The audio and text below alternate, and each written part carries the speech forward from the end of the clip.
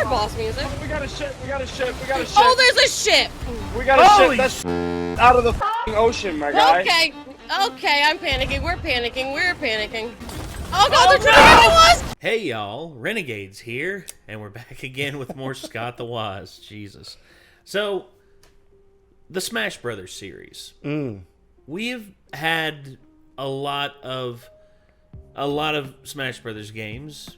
By comparison to some, I mean, hey, there's more than Super Mario Brothers RPG, which, yeah, there's only one of them, and there's currently 5, 6, if you think about it, 6 Smash Brothers games, because we had Smash 64, Melee, Brawl, then we had the one that was on 3DS / Wii U. Yep. Both of them were separate games and had separate graphic styles, but are still counted as one game. Which is weird. It is, but... Yeah. And then, of course, there's Smash Brothers Ultimate, which lives up to its name because it basically brings in all the characters from the previous games, and a lot of people, think that Ultimate is probably the best one. Now, I know there's people out there who still say Melee's the best, and there's no doubt in my mind that Melee has the fastest combat, by far, bar none. Also, Melee, people are still finding new things about Melee to this day to use in terms of combat. And I remembered watching Super Smash Brothers tournaments back in the day, and I thought to myself, wow, these guys are just so far ahead of anything. Yeah. And I remember playing Melee for the first time, and my friend showed me how to wave dash. And I was like, wave dash? What's that? He's just like, it's a way for you to basically glide across the stage, and you can do moves while you're gliding across the stage. I'm like, really? Killing it. Oh yeah, and it was so awesome. Like when I finally learned how to wave dash, and it was like, oh, holy crap! And I'm just like, wow, that's amazing! I can't believe it. And I did that for a while. Learning how to DI, learning how to do all the basics, and still against the pros, I was just like god awful by comparison. And here's the whole thing with it. It's because the character I play. I like playing Luigi. And there are certain ways you can play Luigi where you can be successful. For instance, there's several successful Luigi players out there. I know Eddie Mexico's probably the most prominent. Then there's Abate, who, I miss seeing Abate's highlights and him going into the big house in Michigan and basically just cleaning up all the way up to the money matches, and then he placed top 8 in the biggest major in the American North, and he for a Luigi to place 8th, nobody expected that. Everyone was just like, how the hell did he do that? And he actually got calls for sponsorships and all that, and he was just like, nah, I'm good. I'm just gonna go home and go back to work. That blows my mind still to this day. But all the talk of Melee and everything, the one that came between Melee and the one for Wii U, Brawl, according to a lot of people, the worst one, apparently. That is until you mod the hell out of it and, do Project M, which is pretty ballin'. Play as Deadpool. Oh, that's right. He got another mod that basically puts everything in the game. Yeah, it's pretty interesting. It's been fun.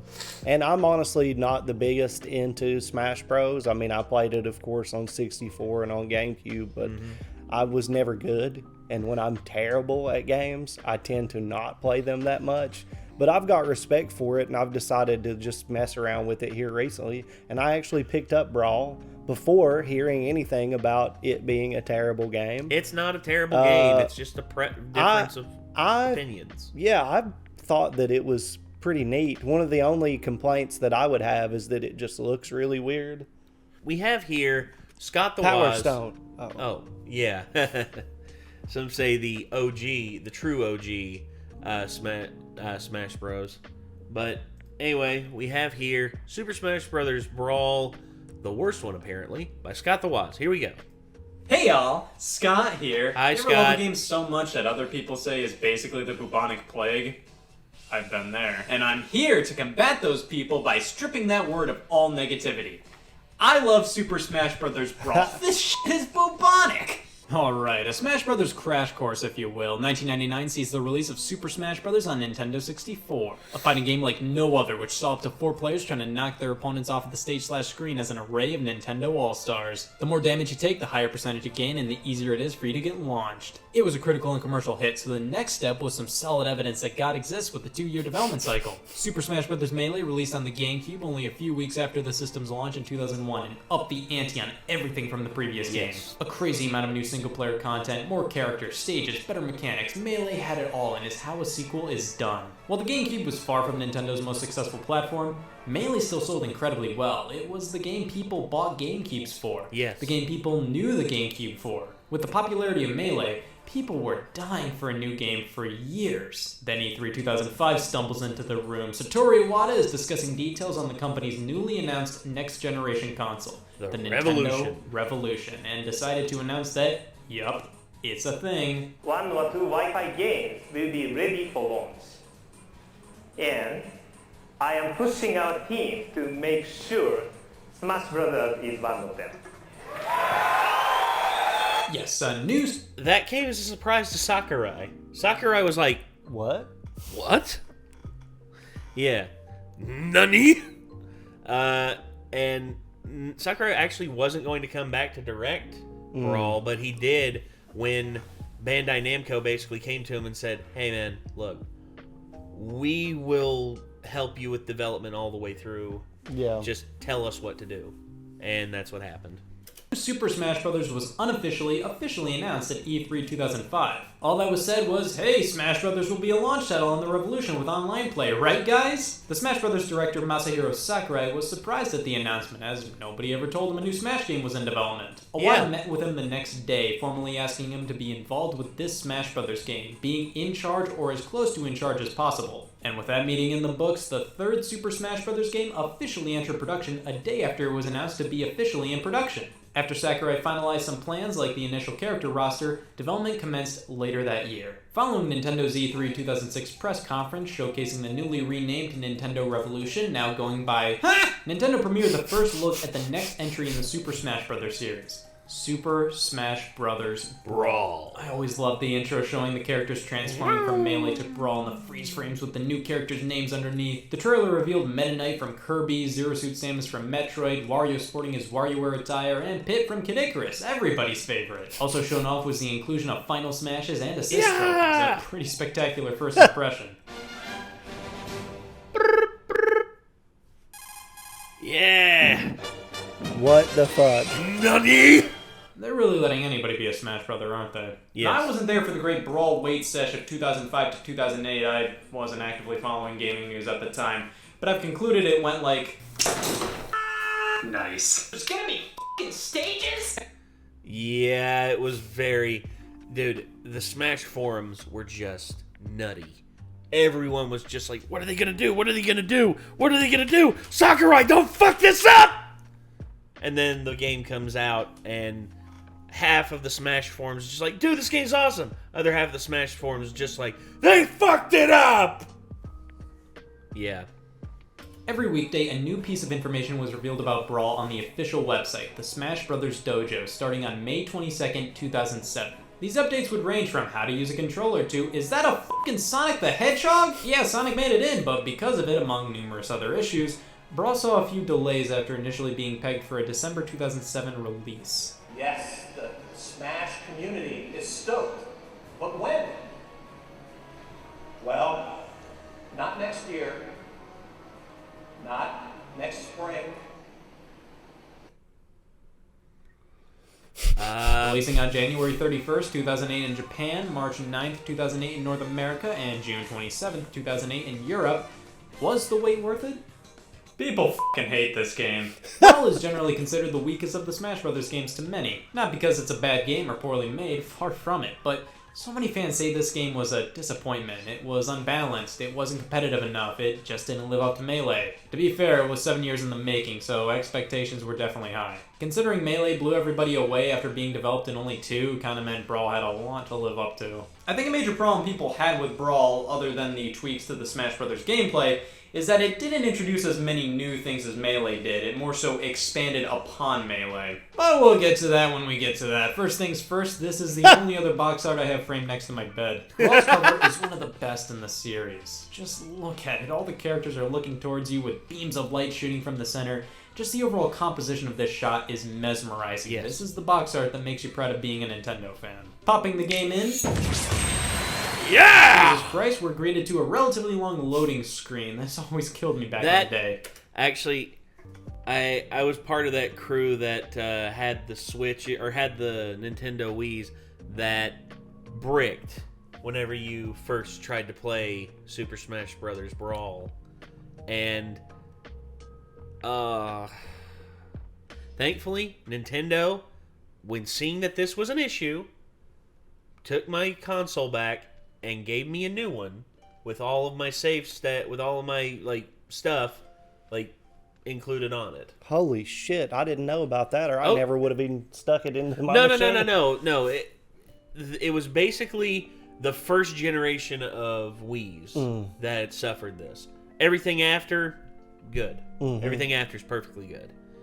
But yeah, I just remember putting in Smash Brothers Brawl, that loading screen, and then Oh I'm my like, god! wait, what? I ejected the disc, tried to start up the Wii.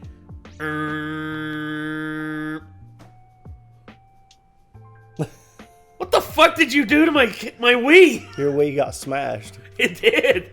Damn. Oh, I was so upset too, because that's the thing. I got it a week early because I worked at a movie store, and we got the games a week early, and I was so excited to play it.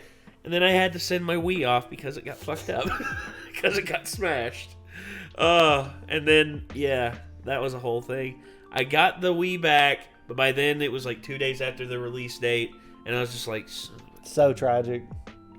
son of a bitch. Blam, Brawl's intro. What can I say? This thing is great. However, a lot of people will completely dismiss this intro due to Melee's being the absolute cream of the crop, and while I'm not going to disagree entirely, I'm going to defend Brawl's right quick. So Brawl's intro is a compilation of CGI cutscenes from the game's adventure mode and random shots of gameplay. People have complained that it's not a coherent intro that was animated with the purpose of being an intro.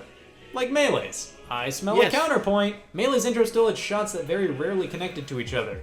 Shots that don't actually mean anything because there's no story mode. There's no story mode in Melee. They say technically there is because, what about adventure mode?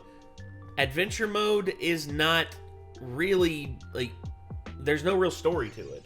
It's just, you're a character going through the paces, but there's no cutscenes or anything like that. Anyway. Here's Metroid. Here's Zelda. Here's Yoshi. It was basically random shots of these characters, and Brawl's is the same thing, except these shots were also used elsewhere in the game. Melee's intro had gameplay randomly cut in too.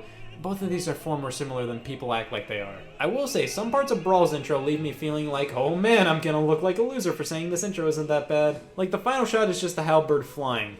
To quote the 11th commandment, that is not how you end an opening movie for Brawl. People also dislike how the announcer doesn't screech Super Smash Bros. Brawl on the title screen. Alright, I'll give you that one, but the game already broke every bone in my ear.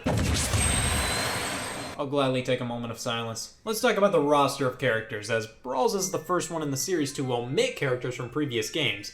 However, I'd argue it's a massive improvement over Melee, not only because of the sheer abundance of new characters, but because it feels much more refined.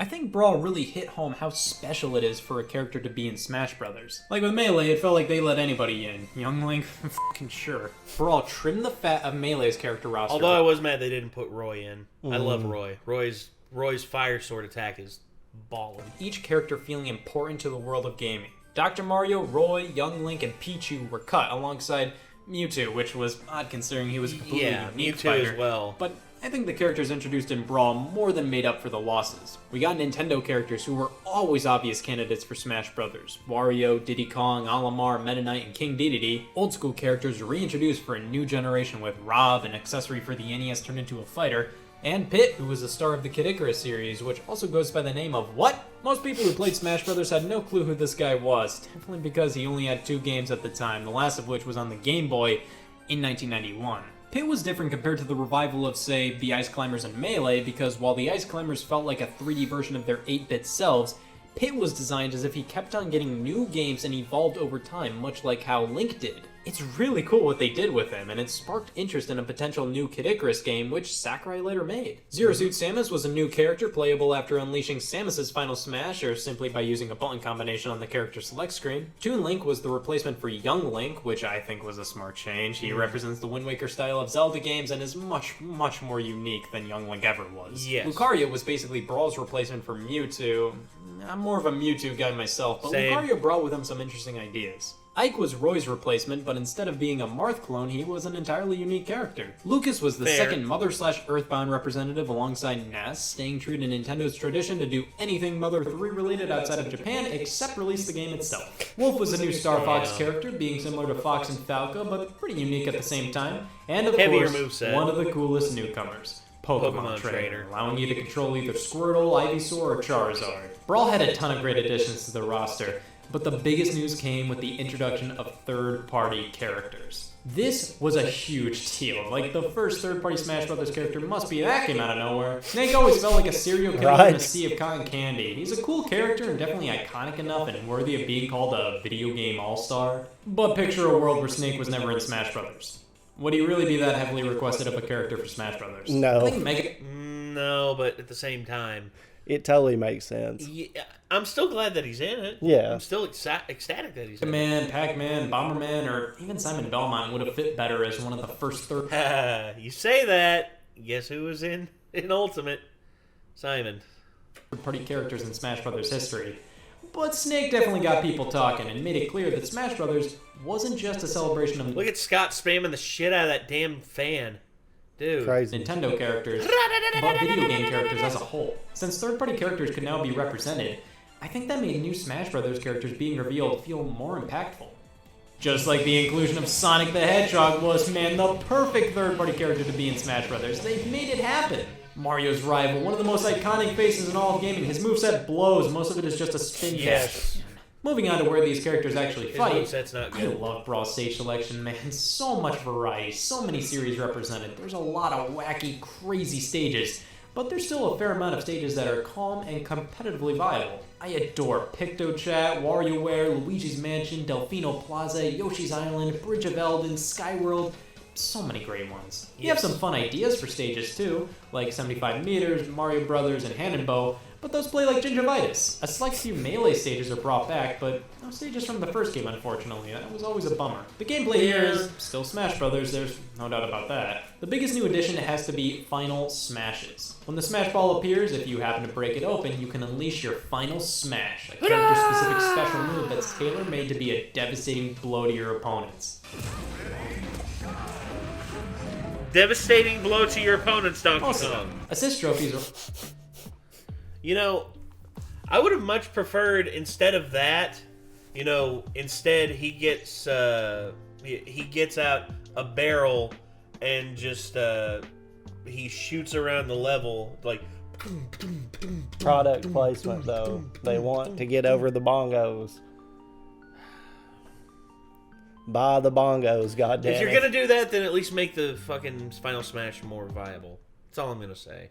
They're also here as new items, which allow for other characters to appear alongside you to help you out. A solid compromise for some of these guys not being playable. Speaking of items, lots of great new ones, specifically the Dragoon, where you have to collect all 3 pieces to unleash one of my favorite reticles of all time. Tons of control options are available. You can play with just the Wii remote on its side, and as a kid, I thought this was the most optimal way to play. Just disregard me already. Overall, Brawl is still Smash Brothers, just with more additions, and oh shit, random tripping can occur, which is a bit on the heart-wrenchingly dumb side of things. Yeah. On top of that, the game is much slower than Melee, which made the game much less interesting competitively, and Meta Knight's a character. I just realized I'm supposed to hate this game. I've made it clear I'm not a competitive guy by any means, but I think it's still important to make sure those guys are happy with the game, and in that regard, yeah, Brawl failed. It was obviously geared more towards the Wii's target demographic, the casuals, the newcomers. Brawl's original name was Baby's First Smash Brothers. It's supposed to be easier to pick up. Sadly, that turned countless fans off from this game, and I can understand why. However, that shouldn't be the reason for considering this a bad game. Many Smash Brothers fans still claim that the one-step plan on how to make a Super Smash Brothers Brawl is to This game still has a lot to love about it, and because of the easier mechanics, we have so many more Smash Brothers fans. It has its problems, This but is true. Brawl shouldn't be completely tossed to the side due to its gameplay changes. It made it more accessible for people and created new fans. I've actually talked to a few Smash Brothers fans say that their love for Smash Brothers started with Brawl because when they were a kid, this was a super easy game to pick up. Now, again, I know that the hardcore Smash community, which at times can be a bit abrasive, y'all need to take responsibility and admit that. Jesus God. Like, oh my gosh, Mewtwo King switched off of Smash Brothers Melee and switched to Brawl. It's like, kill him, kill him, kill him with fire. That's basically what they were like. Jason did nothing wrong to you guys, and yet y'all wanted his head because he switched to Brawl. Get over yourselves. Not saying everyone in the Smash community is like that. I'm talking to the troglodytes who can't leave their mother's basement and accept the fact that it's not 2001 anymore. It is not. Fans. I mean, come on. That is a good thing. Random tripping is still dumb, though, and I will definitely toss some other aspects of the game to the side. The art style doesn't hold up all too well. You see, with Melee, it still looks good, but character models look outdated by today's standards. Brawl fits much more in line with modern Nintendo designs, but I gotta say, the overall direction they took with this game invokes the same feeling of choking on baked beans whenever I play it. Like, it's much more realistic this time around, with much drabber colors, and it just doesn't feel like Nintendo. It looks different, Things are obviously man. this way because That's Exhibit the first thing I A, noticed. Wii and GameCube were very similar power-wise, so how do you make Brawl look better? Make it look more realistic, of course. And Exhibit B. Snake. You have this green happy dinosaur and a pink puffball jumping around in the same game as an advocate for nicotine. Of course, you're going to have to make the colorful characters a bit more detailed and less colorful to work better alongside them. Don't get me wrong, the game looks fine. Its attention to detail is very appealing, but I just don't feel like it's the greatest representations of these characters. Like, when I think Mario, I don't think denim! It's fine, just your style, Denim. it's a bit too... What are you talking about, Scott? Denim, denim, denim. Denim, denim, denim. You're fucking ridiculous, dude. What? That was good. I'm not taking anything from you. That was good. Thank you. Thank you. Realistic and gritty, I guess, for a celebration of Nintendo. Even though the visuals may not hold up all too well, this game's soundtrack is phenomenal and will be played at my funeral in its entirety. The quality and quantity of tracks have been greatly increased, and every track deserves at the very least a foot pumping. Well, it's because it's on a full-size CD and not a micro disc. I mean, that was the one thing that's always been Nintendo's problem up until the Wii. Sound, because hearing Tony Hawk's Pro Skater 2 on Nintendo 64 plays really good, but the amount of loops in the fucking songs is insufferable. So and the same thing with and they cut all the lyrics out of fucking the Dead Kennedys and all that shit. Yes. Yeah, they shit the bed on Tony Hawk games for sure. And then of course, like GameCube had more space to work with on a disc, but it's still a micro disc. It doesn't have as much room for audio files, which are bigger than you think. Especially if you want it to be lossless audio, like WAV files. Oh my god. You pile up enough of those on one layer, dude, you're looking at gigs worth of data. Anyway, sorry.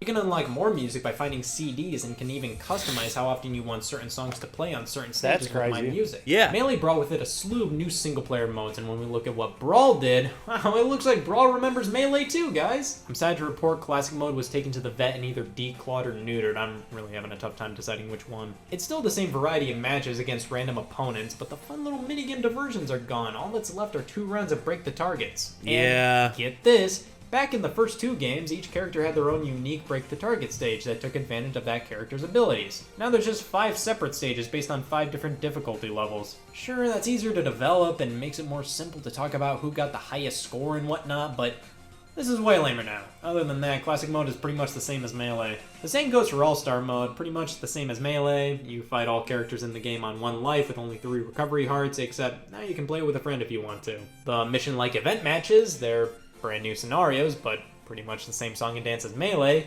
except there are a handful of co-op events now. The stadium, again, features home run contests, basically the same as Melee, hit the sandbag as far as possible. Yep. Target smash, go lay down. Multi-man brawl, a bunch of opponents to fight like multi-man Melee in Melee, and boss battles in the game, which it's a nice feature to have this at whim. Yeah, I can see why some may have been a bit disappointed with Brawl in this aspect. Melee simply introduced more to the series, while Brawl basically took what Melee did and tweaked, refined, or just changed it up for better or for worse. However, the biggest addition to Brawl's single-player modes was the brand new Adventure Mode.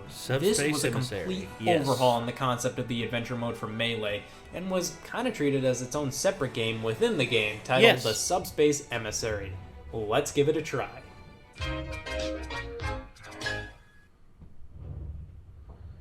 I really fucking hope I never have to do a book report on that plot. How is there not spark notes for that thing? Yes.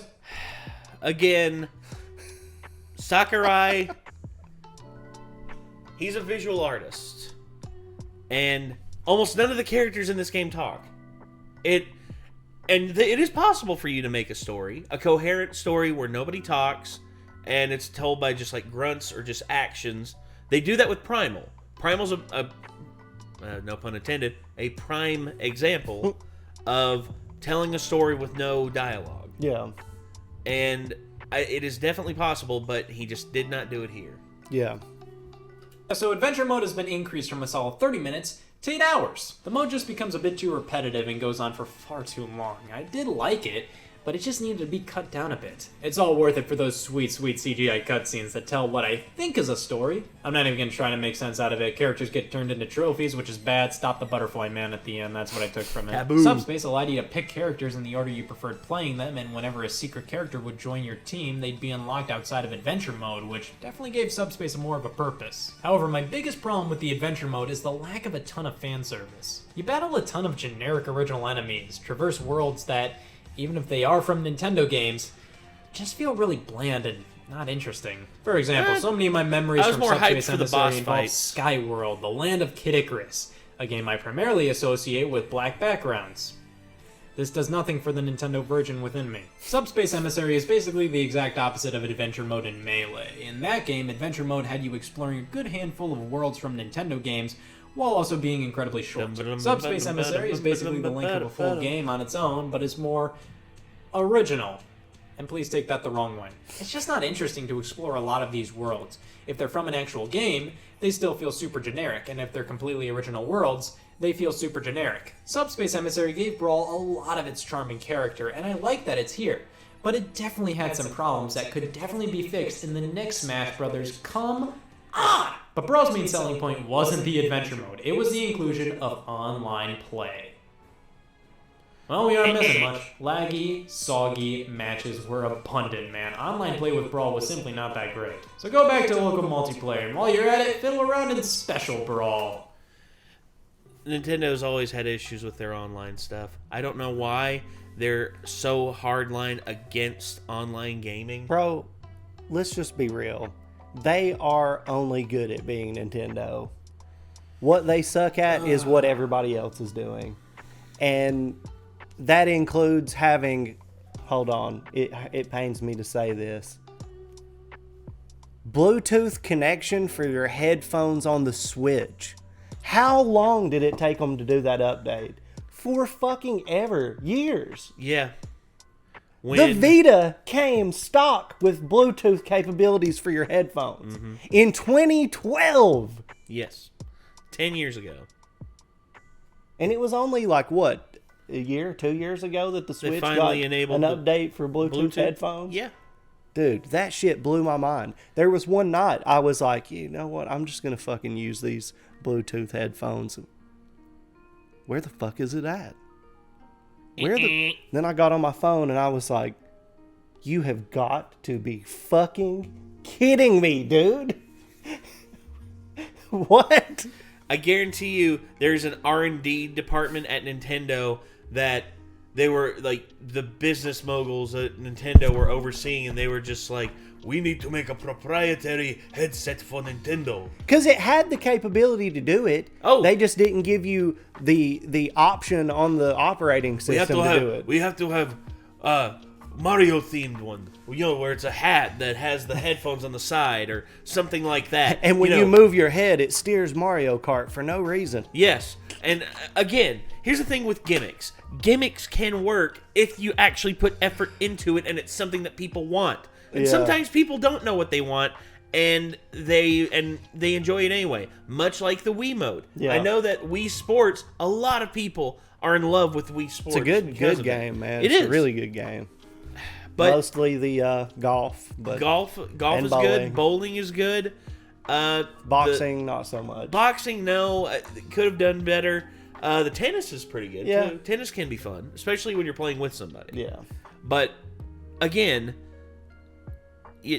when a gimmick doesn't work, don't try and hammer it in. It's like those, you remember those Mario Kart racer things? Oh, yeah. Where the fuck are those at now? Yeah, I never hear anything about those anymore. Oh, it's because they abandoned them. They did? Basically. Have you heard anything else about it? No. Instead, they moved on to actually doing something with Mario Kart 8 Deluxe. Adding new maps, for instance, which the second wave is finally coming in, and I'm excited to see that. It's 8 more maps, and I'd like to get in on that. Hopefully we can. We'll see. But anyway, let's get back to this. We're almost finished. Greatly improved from Melee. Special Brawl basically allows you to create a match that will make your parents ask, what the hell are you playing? Doubling down on Smash Brothers being a museum of sorts, Brawl introduces some really cool little extras in my favorite sub-menu as a kid, the Vault. Here lies a ton of the collectibles and extra content. Stage Builder's also really cool, we now have completely brand new ones, and more of them at that. They're still a blast to collect, and now have even more detail both in terms of the trophies themselves and the descriptions. Now 2 games are listed for character appearances when applicable, and the console the game was on is represented too. You can never say Brawl isn't worth the money. You can arrange them in any way you want, twist and turn them all around, it's a power trip. Of course, if you want more trophies, you're going to have to try your hand at the mode that separated the men from the boys. Coin Launcher. Yeah. We use the coins earned throughout the game as bullets to nab trophies and stickers. We're also trying to get rid of all this trash. Nothing will ever be as stressful as seeing a trophy you need appear at the very top, but these metallic spheres decide to be metallic spheres and God! And then to waste so many coins on a trophy that you ended up already having, nothing makes me want to trudge back to the Wii menu more than that. I always found it so cool that Brawl had a decent amount of content that wasn't fighting based. Yeah. Speaking of which, stickers! Wait for Sakurai to say, what are you all bitching about? Crystal's already in Smash Brothers. Basically, stickers were random pieces of art you could collect from tons of different games. Back in the day, I didn't even know the stickers were here for you to stick onto your character in the Subspace Emissary for stat boosts. I just thought they were fucking stickers. You can make little collages and stuff. It was a lot of fun for me. Now, if you want to talk modes that'll make your local 11-year-old Scott Wozniak squee, look no further than Stage Builder. You can now build your own Smash Brothers stages. That's amazing. I did this. The Stage Builder is very limited, and while that can lead to some out-of-the-box thinking and thus some cool ideas, the novelty of making your own Smash Brothers stages wears thin pretty quickly here. The themes, items, and terrain you can choose from are all just super... Stage Builder, again, has gotten more fleshed out as time has gone on, but this is a decent place to start. I think this is... it's archaic as hell, but oh well. Generic, which doesn't make much sense when you can choose any background music from the game to play on your stage. Why can't I play Kirby music on this stage that has no Kirby-themed elements on it? It would have been cool to have some Mario, Zelda, Metroid, or whatever franchise-type items or enemies to plop onto the stages. The Stage Builder was never really seriously used by me. I generally only fiddled around in here just to see how much of a jackass I could be. Challenges features a huge wall of things to do and trinkets to unlock. Chronicle is a list of all Nintendo-published titles, which I always really appreciated. And finally, Masterpieces allows you to see where a few select fighters got their start. Yep, you can play retro games within Smash Brothers. This is insane. Time to twiddle in a game of Donkey Kong.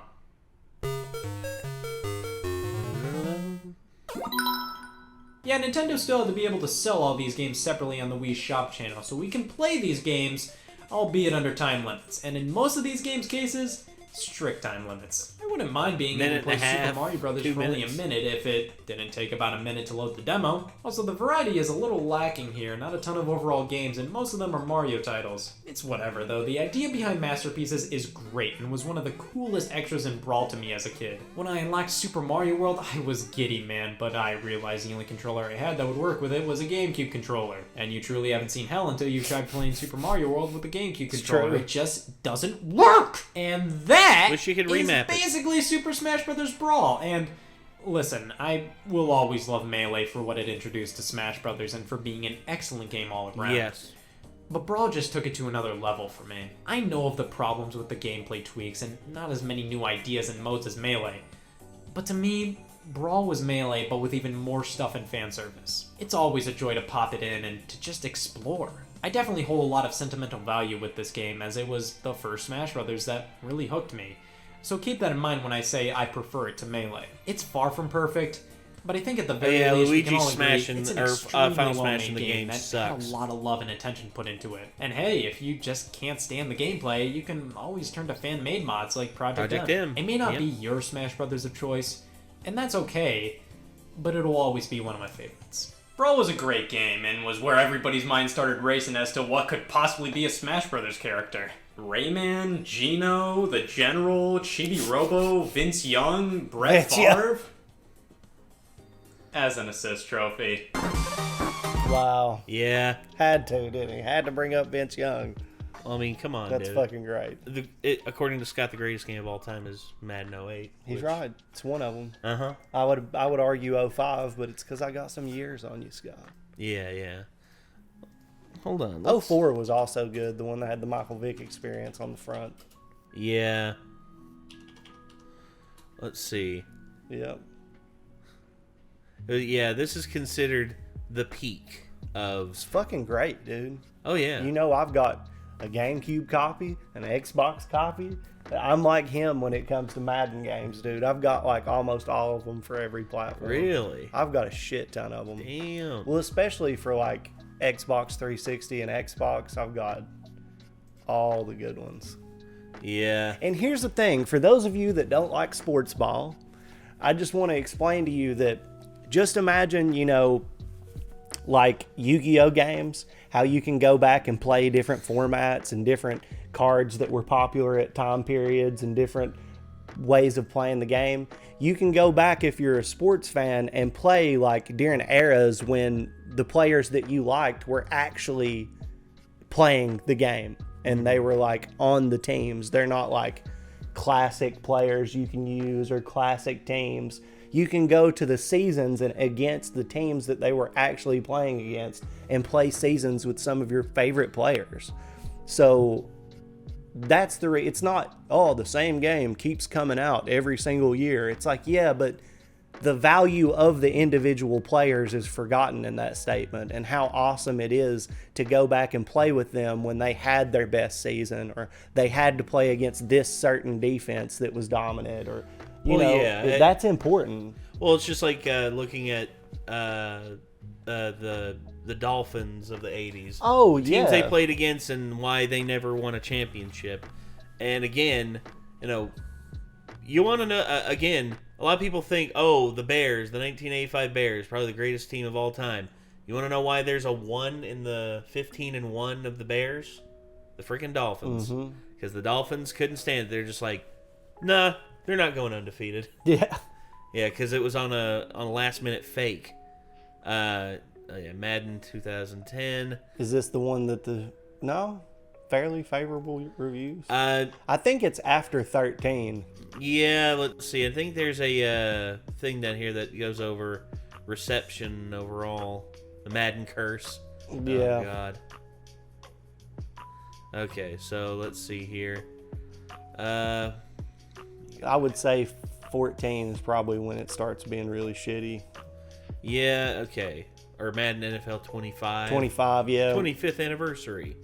Yeah, Megatron on the cover. Yeah. Yeah, 83, and then... No, the Barry Sanders one I think was a decent one too. So I think maybe 15? Yeah, probably 15. Wow. 8.5 out of 10. Okay. And now Madden NFL 15 with Richard Sherman. 82. Still okay. Decent. Madden. Oh, God. Madden Mobile. God save us. 85. Still good. Damn. 17. 83. 18. 82. 19. Oh, look who's on the front. 80. So what the fuck? Are they just retro grading these and boosting the scores? here we go. In the 70s. Again, it's... I have seen these have shit reviews. There we go. 21. A 63. Madden NFL 22. A 68. And then Madden NFL 23. Ah, yes. Paying respect to the man. And fortunately, it has not released yet. He was the man, dude. He was. John Madden was a great... I noticed whenever they started doing the fucking microtransactions in Madden that the fun that you could have was gone, because it was a lot like just building your own league, of building your own players. Like there was an RPG element to it.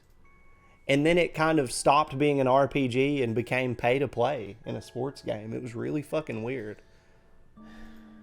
You know, I mean, it really changed in that regard. Like I remember creating full teams and having individual characters with their own backstories from the schools that they came from and all that shit. It was like playing an RPG, but like with sports. And you would see their stats go up in different areas depending on how the game... Like, it started getting really, really fucking awesome. And then, buy this pack from EA Sports. And buy this pack and give yourself a helmet upgrade and this and that. Blah, blah, blah, blah, blah. You know, when I used to be able to follow, like, recruits and draft recruits and build characters... That's why I really wanted... If they did a Madden story mode, I think that... If anything, they should do what Blitz the League did and give you 3 characters to build up. Like, you could choose the position they play. Like, you want this defensive player, you want him to be a defensive end, or you want him to be a defensive tackle, or you want him to be, or you want to pick a cornerback. And then you go, it's like, okay, you can be a quarterback, a wide receiver, or a running back. It's like, oh, on this side you can be or on this one you can pick from a special teams returner. You can be again. There's so many options that you could do, and you would build those characters up, and you would do everything you could to keep them on the same team. And if they got traded, then you couldn't play as them anymore. Yep. I think that would be an awesome thing to do because it combines the NFL head coach thing along with the Madden stuff. Yeah. And I think combining those two and giving us the best of both worlds is what would really work. But instead, oh no, we're just going to give you the same shit. We're just going to block a bunch of the shit behind microtransactions. Yep. Congratulations. Yeah. It's awful, dude. Tell me about it. Anyway, thank you all very much for tuning in. This was Scott the Woz.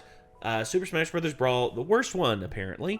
If you all want to see more from Scott the Woz, click his name in the title of the video. If you want to see more from us, feel free to let us know in the comments down below. And also, feel free to subscribe and like and all that stuff. And until next time, I'm Nate. I'm Chad. See you later, everybody. Peace.